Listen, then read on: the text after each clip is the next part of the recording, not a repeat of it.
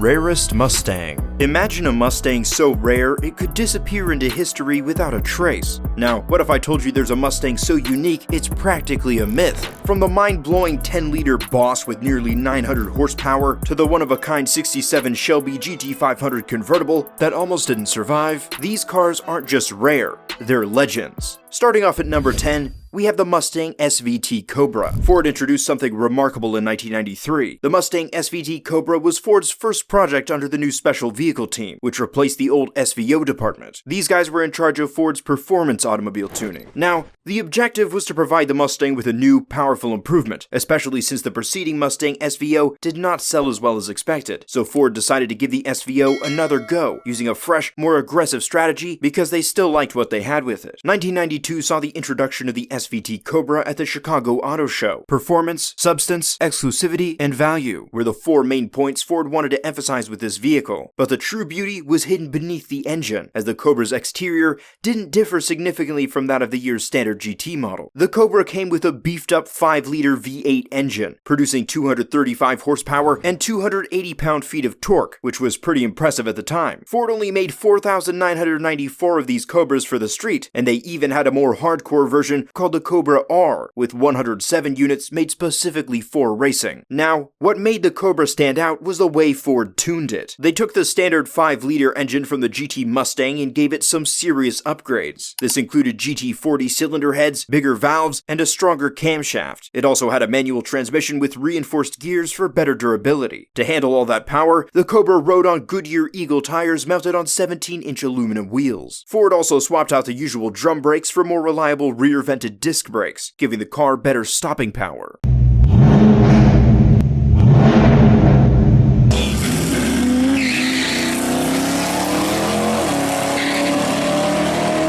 Next, at number 9, we have the 1984 GT350 Mustang, a special edition celebrating the Mustang's 20th anniversary. Both a coupe and a convertible version of this vehicle were offered, but it was the Oxford white paint job combined with dark red racing stripes and matching side moldings that truly grabbed attention. The addition of Marshall fog lamps gave this vehicle a completely new appearance and was a significant modification. A sunroof, a rear deck lid spoiler, and a T-top roof were additional options available to hatchback buyers. Even the small details got some attention, like swapping the 5.0 badges for the classic tri-bar running horse emblem. Inside, the GT350 stood out with a dark canyon red interior, complete with halo headrests and high back bucket seats. Ford also added a center console with a clock for a more premium feel. Depending on the model, you could also get some nice extras, like a premium sound system, a turbo gauge for the turbo version, map lights, power windows, steering, locks, cruise control, and tinted windows. Now, let's talk performance. Out of the 5,260 anniversary Mustangs produced, only 104 convertibles and 246 coupes came with a turbo engine. Even if you decided against the turbo, there was still some great engine options to choose from. You could go for the 5-liter EFI V8 with 165 horsepower, the 2.3-liter turbo 4-cylinder with 145 horsepower, or the 5-liter carbureted V8 with 175 horsepower. To boost handling, Ford also equipped the GT350 with the TRX handling package, which included a 4-link rear axle, coil springs, and gas-filled shock absorbers. At number 8 is the Shelby Mustang GT350. When the Ford Mustang first hit the market in mid-1964, it was an instant success, but some folks felt it was a bit small and didn't have the power they were looking for. Ford executive Lee Iacocca made the decision to take over and improve the Mustang at that point. Along with Carroll Shelby, the man behind the high-performance Cobra, he intended to give it greater power and better handling. So Shelby took on the task and started by making 100 street versions of the GT350. They had to do this to qualify the car for racing in the Sports Car Club of America, aka the SCCA. Ford wanted the Mustang to compete in the B production class, so Shelby's team got right to work. They had a tight deadline, needing to turn these cars around by early 1965. The team, including engineer Chuck Cantwell, mechanic Ken Miles, and designer Peter Brock, pulled it off, and the first batch of GT350s was born. Ford shipped 110 specially built Mustang fastbacks to Shelby's shop in Venice, California. These cars, finished in Wimbledon white, were nearly complete, but needed Shelby's magic touch to transform them into into the GT350. Shelby's team made various modifications to meet both racing and street requirements, balancing performance with the quality that Ford demanded. The GT350 street model was priced at $4,547 and was similar to the race-ready R model, but with a few differences, like a regular steel front bumper instead of a roll bar. It came with a powerful 306 horsepower engine and could be fitted with optional alloy wheels. By August 1965, Shelby had built 521 of these production models before moving on to the slightly tamer 1966 version. One of these cars, known as the 5S195, started its life as a private race car and was driven in SCCA competitions by Dr. Alan R. Albritton. Eventually, Ford bought the car, restored it, and used it in their Racing Heritage Tour. It was also displayed at the Henry Ford Museum. Over the years, 5S195 continued to shine, even landing on the cover of the Shelby American magazine in 2009.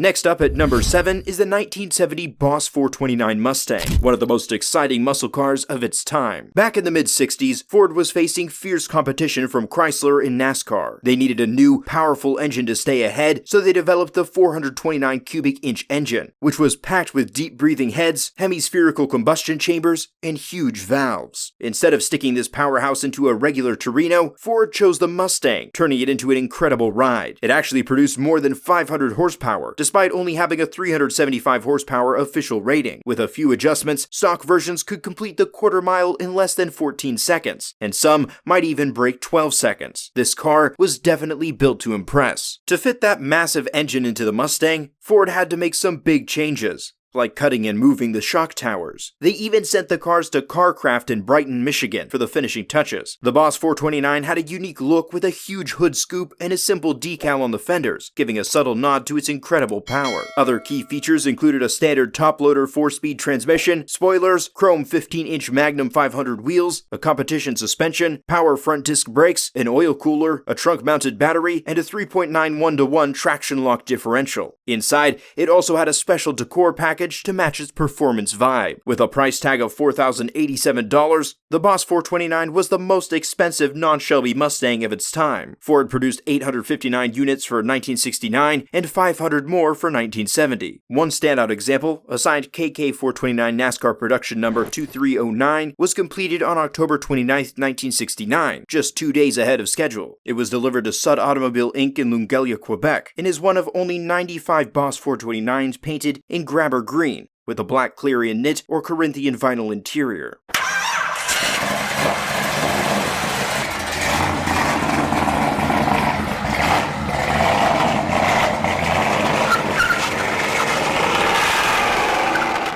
For number 6, let's break down the Kenny Brown 289R. As you might know, Kenny Brown isn't about creating drag strip monsters. Instead, his focus is on enhancing a car's overall performance and driver confidence. His Mustang 289RS Cobra is a prime example of this philosophy. Brown started with a stock Mustang Cobra and gave it a serious makeover. He began with the Cobra's aluminum double overhead cam V8 engine and increased its capacity to 289 cubic inches. This involved new pistons and rings on the stock connecting rods, a high-capacity oil pan, and a windage tray to manage oil better. The engine was carefully balanced and blueprinted to ensure top-notch performance. To reduce back pressure, he added a high-flow catback exhaust, and to boost power, he fitted a Vortex centrifugal supercharger that provides 11 psi of boost. This setup cranked out an impressive 450 horsepower at 6,550 RPM and 400 pound-foot of torque at 5,500 RPMs. While the transmission ratios remained standard, the shifter got a short shift kit for quicker gear changes. The rear-end ratio was set to a super short 4.10-to-1, perfect for quick quarter-mile sprints.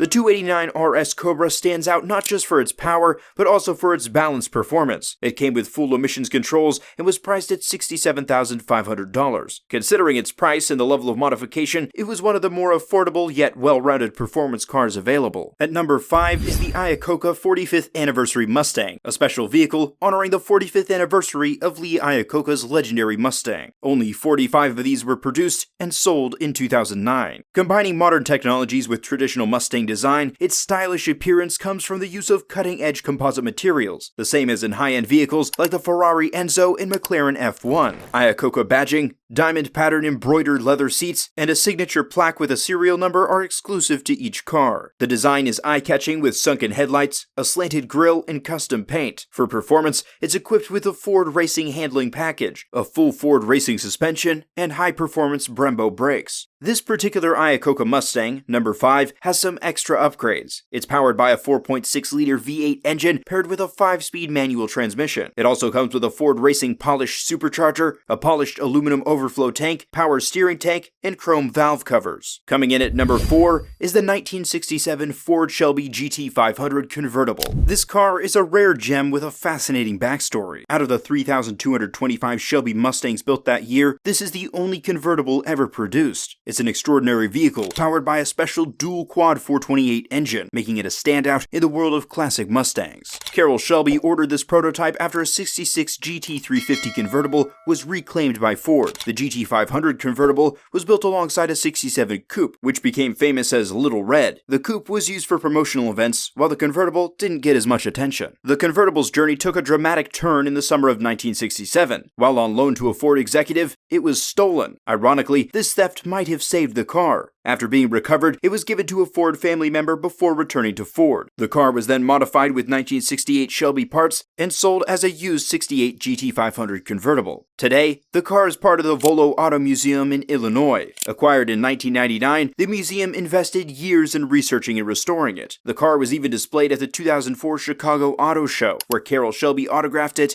and wrote a letter expressing his surprise that the car survived, given Ford's policy to destroy prototypes. Opinions on the car's value vary widely. Some, like automotive writer Dan Jedlicka, have called it the most valuable muscle car artifact, while others believe its worth is closer to $125,000. The Volo Auto Museum estimates it at around $1 million, reflecting its unique history and significance. Nearing the top at number 3 is the FR500 Mustang, created by Ford's Special Vehicle Team in 1999. This machine is a fascinating piece of racing history. Unlike the Cobra R, which was both race-ready and street-legal, the FR500 was designed solely for racing and came with a racing number instead of a VIN. The FR in FR500 stands for Ford Racing, now known as Ford Performance, and the 500 refers to the engine's displacement. Although the name stuck even when the engine size changed in later models, the FR500 was all about high performance. The 1999 FR500 featured a powerful 5-liter DOHC V8 engine, producing 415 horsepower. While Ford transitioned to overhead cam engines, the SVT team, working with McLaren engines, developed this modular engine with dual overhead cams and lightweight features like a magnesium intake manifold and a spray-in metal liner for extra displacement and weight savings. The transmission was upgraded from the T45 found in the Cobra to the T56, which also appeared in the following year's Cobra R. The FR500 also had standout features like carbon fiber body parts, including a more aerodynamic hood, fenders, and front fascia. One of the key improvements was the front suspension, which used a double-arm setup to lengthen the Mustang's wheelbase. This change improved weight distribution and handling, requiring new cross members and oil pans. Only 3 FR500 concept vehicles were made, 2 prototypes and 1 show car. The concept proved successful with a 0 to 60 time of 4.6 seconds. In 2005, the FR500C debuted, featuring a Cammer R50 engine with 420 horsepower. Designed as a turnkey race car for amateur racers, it had a $125,000 price tag, making it less accessible to private racers. Many of its parts were sold separately, and the FR500C competed successfully in the Grand Am Cup, winning 5 of 12 races. The FR500's design improvements, including a fully seam-welded body, safety cage, Sparco racing seat, and 6-point harness, showed that the S197 Mustang could be a serious race car. Even though Ford stopped production, enthusiasts continued to build and race modified Mustangs inspired by the FR500.